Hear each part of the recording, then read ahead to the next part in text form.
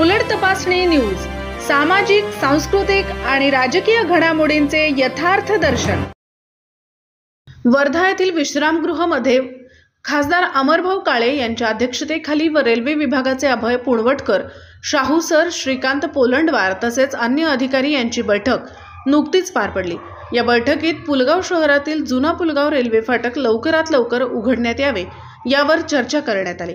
सदर रेल्वे फाटक बंद केल्याने तेथील राहणाऱ्या नागरिकांना त्रास सहन करावा लागत असल्याचे यावेळी सांगण्यात आले। खासदार अमर काळे यांनी रेल्वे प्रशासनाला सूचित केले की उड्डाणपुलाचे काम निधीअभावी तसेच तांत्रिकदृष्ट्या बंद पडले आहे, ते सुरू होण्याची शक्यता दिसत नाही।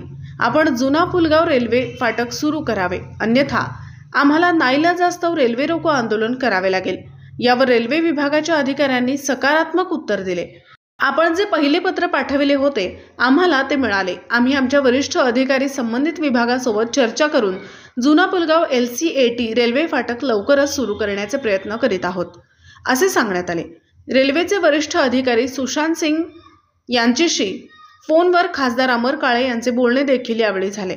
बैठकीत माजी नगराध्यक्ष मनीष कुमार साहू, रमेश भाऊ सावरकर, गजूभाऊ पचारे, नीरज ढगे, सुनील ब्राह्मणकर, इरफान बेग सर, पवन कुमार साहू, अमर तिनघसे, मुन्ना भैया शुक्ला, अनिल मगर, श्यामभाऊ देशमुख, अवधूत दुपारे, प्रमोद भाऊ ठाकरे, संतोष भाऊ देशमुख उपस्थित होते। देवानंद येसनकार, उलट तपासणी न्यूज, पुलगाव।